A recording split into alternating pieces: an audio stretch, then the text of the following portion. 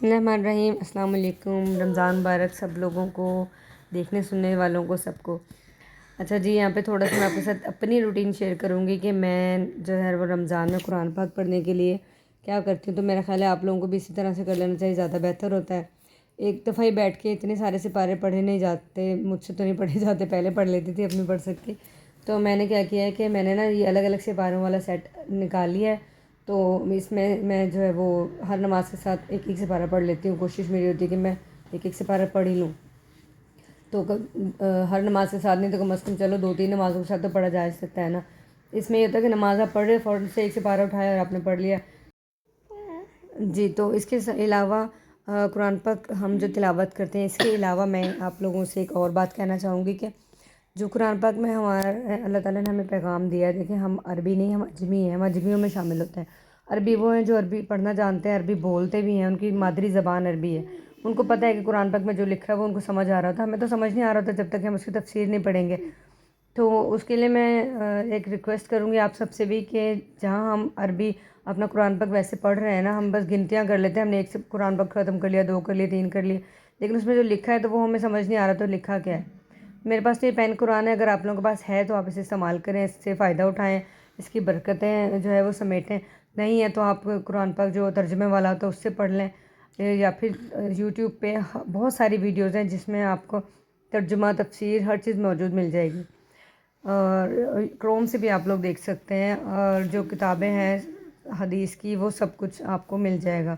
تو بے شک 1 رکوع، بے شک 2 آیتیں ہی دن میں ہم لوگ اپنا ٹائم ایسے بنا لیں کہ ہم نے ترجمے کے ساتھ پڑھنا ہے، تفسیر کے ساتھ سننا ہے، قرآن پاک میں ہے کیا، اللہ تعالیٰ نے ہمارے لیے کیا بیان کیا ہے۔ تو یہ جہاں ہمارے کھانے پکانے کی ٹپس ہم لوگ سمیٹتے رہتے ہیں نا رمضان میں، یہ بنا فریز کر لیں، یہ کر لیں، تو جو اصل چیز ہماری تو یہ ہے کہ ہم نے جو قرآن پاک پڑھنا ہے اس پر عمل کریں ہم لوگ۔ تو اس کے لیے ہمیں سمجھنا اور سننا بہت ضروری ہے۔ تو میں آپ کو بتاتی ہوں کہ دیکھیں میرے پاس جو قرآن پاک ہے، اس میں میں آپ کو تھوڑا سا یہاں پہ وائس سنوا دیتی ہوں کہ اس کی جب ہم سنیں گے تو کیسے ہمیں ڈیٹیل کے ساتھ یہ بتائیں گے۔ بسم اللہ الرحمن الرحیم۔ شروع کرتا ہوں میں اللہ کے نام سے جو رحمان اور رحیم، اس پر کچھ گفتگو ہو چکی ہے تعارف قرآن کے ضرور میں۔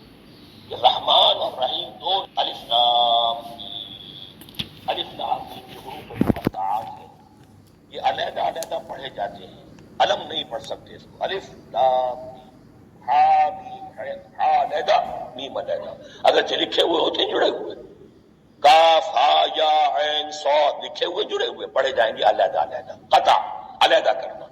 تو حروف مقطعات ان کے ذالک الکتاب لا ریب فیہ، یہ وہ کتاب ہے اس میں کوئی شک نہیں۔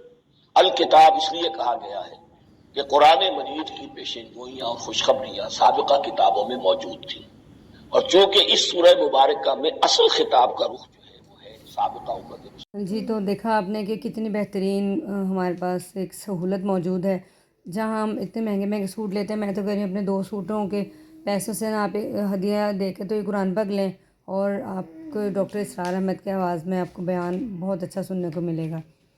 اس کے علاوہ بعد ہم آ جاتے ہیں اپنے وہی کچن کے جو موٹے موٹے کام ہیں ان کی طرف۔ تو میں نے کہا چلیں تھوڑی بہت ایسی چیزیں بنا کے رکھ لیتی ہوں میں بھی، جو مجھے آگے رمضان میں کام آئیں گی۔ چنے کی دال میں نے نکالی تھی، باقی جو چنے کی دال ہے اس میں نے لونگ ڈال کے رکھ دیا تاکہ اس کو کیڑا نہ لگ جائے۔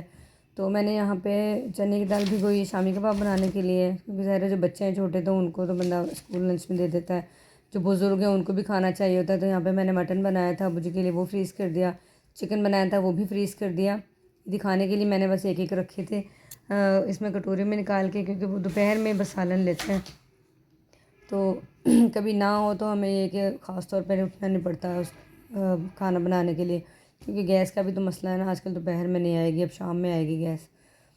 لوبیا میں نے ابال کے رکھ دیا ہے دوپہر میں، شام میں سالن میں تو بنا لیا تھا، دوسرا میں نے چنے ابال کے رکھ لیے تاکہ فروٹ چاٹ کریم چاٹ وغیرہ کیا ہوتا ہے چنا چاٹ بن جائے گی، بھول ہی گئی میں۔ اچھا یہاں میں پکوڑوں کا سامان بنایا، تھوڑا سا رکھا ہے مسالہ بنا کے، اس میں کٹی ہوئی مرچ میں ڈالی اور ایک جار میں بنا کے رکھ دیا میں نے اس کو۔ کٹی ہوئی مرچ تھی، سوکھی میتھی تھی جسے کسوری میتھی کہتے ہیں ہم، اور خشک پودینہ جب آتا ہے نا بازار سے، اس کے پتے اور اس کی ڈنڈیاں الگ کر کے رکھ لیا کریں، جو اس کی ڈنڈیاں ہوتی ہیں ان کو آپ چائے میں بنا کے پی سکتے ہیں، پیٹ کے درد کے لیے بہت زبردست ہوتی ہیں وہ، اور جو اس کا پتے ہیں نا اس کو آپ ایسے پکوڑوں میں ڈال سکتے ہیں، بڑا زبردست فلیور آتا ہے۔ اور ایک بہت ہی امپورٹنٹ چیز جو اس کے اندر ہم ڈالتے ہیں وہ بھی میں آپ کو آگے جا کے بتاؤں گی، یہ دیکھیں اس کے اندر فی الحال میں نے کٹی ہوئی مرچ اور ڈالی ہے کسوری میتھی، ٹھیک ہے. تو شامی کباب جو تھے وہ میں نے بنا لیے، بنانے کے بعد فریز کیے. فریز کرنے کے بعد میں نے اسٹیل کی ٹرے میں فریزر میں رکھے، کیونکہ جب ہم ڈنر سیٹ کی ٹرے میں رکھیں گے، وہ جو میلامائن کی ٹرے ہوتی ہے، تو اس میں سے نا یہ جلدی نکلتے نہیں ہیں. اس لیے ہم اس کو میں تو اسٹیل کی ٹرے میں رکھتی ہوں. آپ لوگوں کے پاس جس طرح آپ لوگوں کی عادت ہے اس طرح سے آپ کر سکتے ہیں، ٹھیک ہے جی. اب وہ جو پکوڑوں کا مسالہ تھا اس کے اندر میں ایک اور چیز ڈالوں گی، وہ ہے اناردانہ. اناردانے کو جب ہم اسی طرح سے ڈالتے ہیں نا، یا ویسے کوٹ کے ڈالتے ہیں، تو وہ اتنا ذرا ہارڈ ہوتا ہے، تو ایک دم سے کھانے میں نا دانت توڑ دے گا ہمارے وہ. تو بہتر ہے کہ آپ اس کو گرائنڈ کر لیں. اس طرح سے گرائنڈ کر کے رکھیں. اتنا پیارا اس کو میں نے اسموتھ سے گرائنڈ ہو گیا تھا، بالکل باریک سا. اور اس کے بعد اس کے اندر ثابت جو دھنیا ہے وہ بھی ڈالوں گی، لیکن اس کو میں نے بس ایک ہی دفعہ چلایا تھا، زیادہ باریک میں نہیں کرنا چاہ رہی تھی، لیکن پھر بھی وہ ہو ہی گیا کافی باریک. اچھا میں ابھی یہ پیسوں گی نا، تو آپ دیکھیے گا کہ بہت اچھا سا اس کا جو ہے وہ ٹیکسچر ہمارے پاس آ جائے گا، نرم سا، اور بہت باریک پاؤڈر بن جائے گا.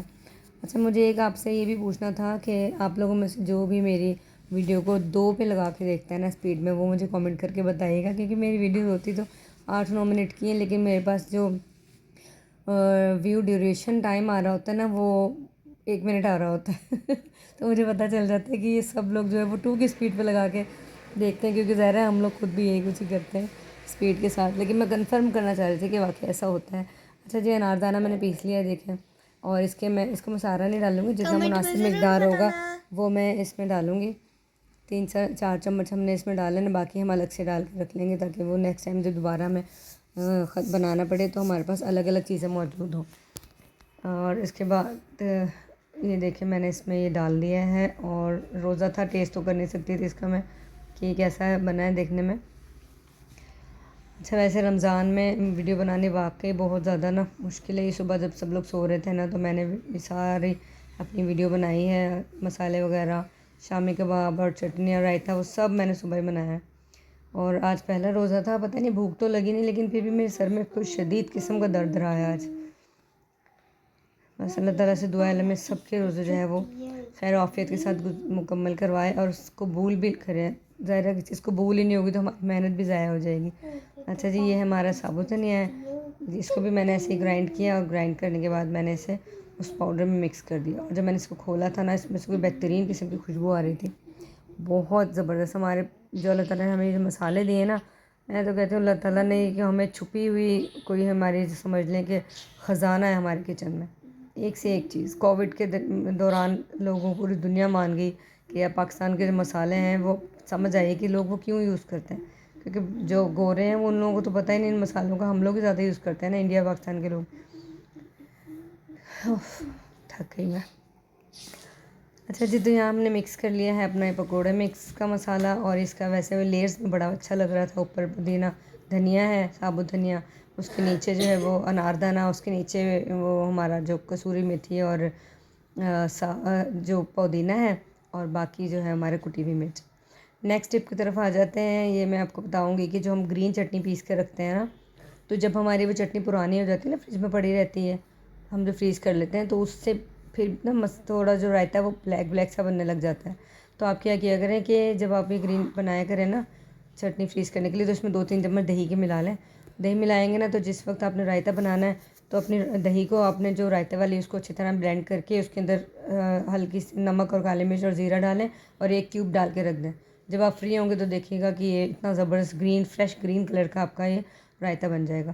ویڈیو اچھی لگی ہو اور تو لائک کمنٹ شیئر ضرور کیجیے گا، سبسکرائب بھی ضرور کر دیجیے گا، اور دعا میں پلیز بہت زیادہ یاد رکھیے گا. اللہ تعالیٰ سب کو شفا کاملہ عطا فرمائے، اور فلسطین کے لوگوں کو آپ نے نہیں بھولنا دعا میں. اللہ حافظ.